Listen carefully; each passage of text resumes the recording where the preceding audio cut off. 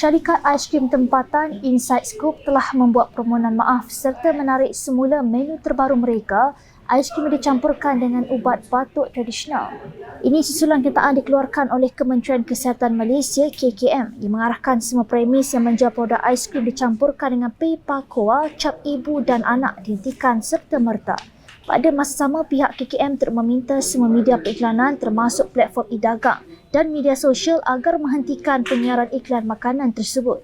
Tujuan penarikan itu adalah bagi menjaga keselamatan pengguna, kerana produk itu sepatutnya digunakan untuk melegakan sakit tekak dan batuk yang mana kontraindikasi bagi wanita hamil seperti yang dinyatakan pada label produk tersebut.